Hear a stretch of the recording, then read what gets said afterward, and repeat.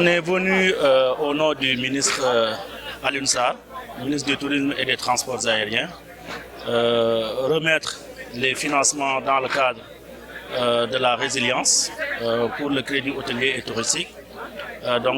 Pour les bénéficiaires au niveau du département de Mbour.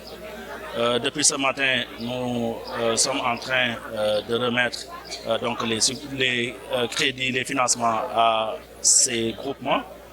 D'abord, nous avons commencé par Fadial, au niveau du Baobab sacré. Ensuite, nous sommes allés à Joal, Fadioui, pour remettre les financements au guide piroguier. Ensuite, nous sommes allés au village artisanal, au centre commercial de Saly, ici au village artisanal de Saly. Ensuite, au niveau du réseau des artisans de Saly, au niveau du village artisanal de Somone et au niveau de la réserve de Somone. Comme vous le savez, quand la Covid est survenue, le tourisme était à terre. Donc tous les acteurs étaient impactés. Et le chef de l'État a mis à la disposition du crédit hôtelier et touristique un montant de 15 milliards pour soutenir les acteurs. Et le ministre avait tenu à ce que tous les acteurs soient associés à ce financement. Donc pour que toute la chaîne de valeur puisse être prise en compte. Donc avoir ce financement, comme le ministre a l'habitude de le dire, de Dakar à Matam, mais aussi de Saint-Louis au Cap-Skirring, pour que effectivement toutes les filles et tous les fils du Sénégal puissent avoir ce financement. Donc c'est dans ce cadre que nous sommes ici aujourd'hui au niveau du village artisanal pour remettre des financements sous forme de crédit et qui sont octroyés à des conditions très légères, vraiment très avantageuses, parce que c'est des crédits qui sont accordés pour une maturité de 8 ans, avec un différé de 2 ans et un taux d'intérêt de juste 2%. Et aujourd'hui, je pense que ce financement a tout son intérêt. Quand on voit, surtout au niveau de la Petite Côte, ce qui se passe aujourd'hui, avec des jeunes qui tentent effectivement, à cause de ces difficultés, de rallier l'Europe, principalement l'Espagne. Je pense que ce financement va contribuer effectivement à atténuer ces effets de la Covid et permettre à ces familles de pouvoir subvenir à leurs besoins. C'est l'occasion pour nous de leur lancer un appel en leur disant que le programme que le président de la République est en train de dérouler dans le cadre du plan Sénégal émergent, mais aussi au niveau du ministère du Tourisme, la stratégie qui est en train d'être mise en place pour effectivement relever le secteur du tourisme va porter ses fruits. Et donc nous lançons un appel à tous les jeunes qui sont dans ces contrées, qui travaillent dans le tourisme, à rester parce que effectivement le tourisme va se relever de cette mauvaise passe. Aujourd'hui, nous avons mis en place tous les moyens pour que le tourisme puisse redémarrer. Et vous l'avez entendu, le président de la République a annoncé un plan de relance de 50 milliards pour le tourisme à travers le crédit hôtelier. Et le ministre nous a donné des instructions très fermes pour démarrer très rapidement ce plan de relance à travers le financement des investissements. Et nous voulons rassurer tous les acteurs qu'ils vont très rapidement recevoir ces financements pour pouvoir relancer leurs activités. Bon, écoutez, nous avons même démarré la requalification de Saly. C'est un long processus, vous le savez. La requalification nécessite plusieurs phases. Vous avez vu aujourd'hui la plage. Ça faisait partie des projets dans le cadre de la requalification de la station de Saly. Aujourd'hui, la plage est revenue. C'est quand même 23 milliards qui ont été injectés. Et d'autres projets vont suivre. Vous avez vu aussi, on a refait la route principale, l'avenue Malik Ndiaye, qui a été refaite.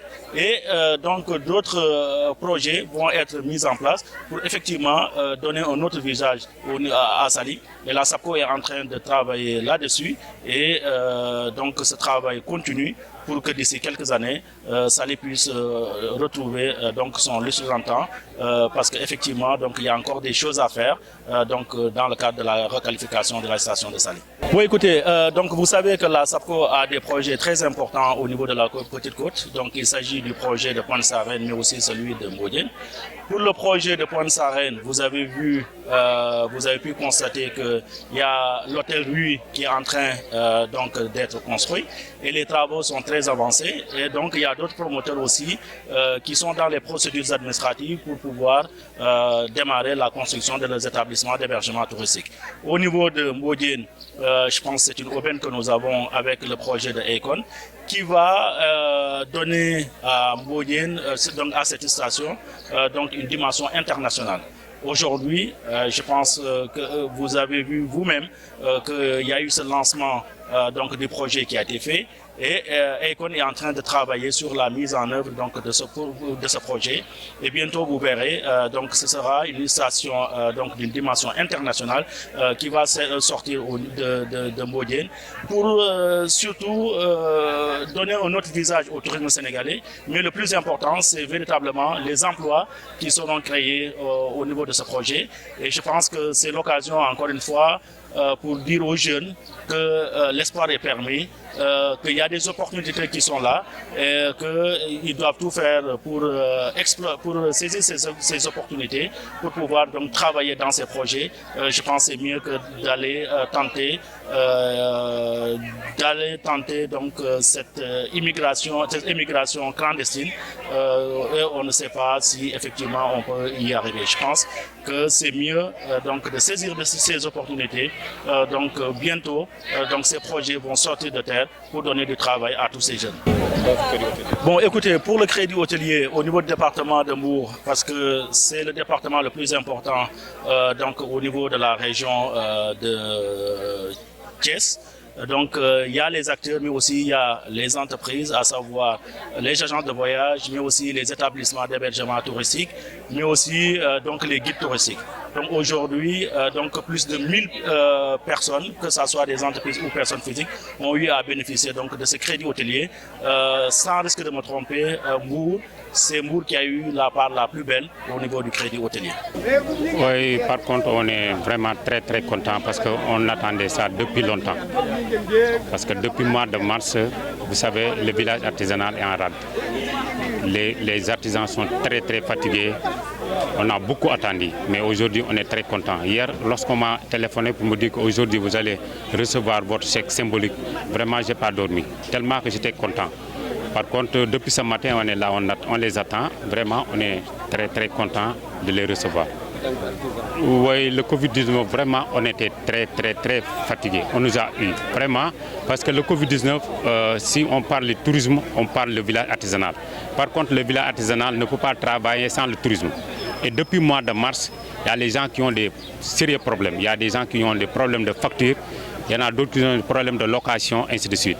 Par contre, avec la somme qui va nous donner, ça nous permet de régler certains problèmes. Bien vrai que ça ne pourrait pas régler tous les problèmes, mais ça peut régler quelques problèmes. Comme ça, ça nous permet de démarrer encore pour notre activité. Exactement, c'est un prêt, c'est un crédit hôtelier comme on dit, parce qu'il faut rester 2 ans pour commencer à payer pendant 8 ans. Vraiment, on trouve que vraiment c'est abordable. En plus, le pourcentage, ce n'est pas beaucoup, c'est 2%. Parce que nous, on sait que par contre, les banques, le minimum de pourcentage, c'est 5. Il y en a même des banques qui font 7. Par contre, si l'État nous prête une somme de 500 000, il reste 2 ans, commence à payer pendant 8 ans, vraiment, ça nous fait un grand plaisir. Vraiment, c'est une opportunité pour nous. Donc, ça nous permet de relancer notre activité pour qu'on puisse revenir à notre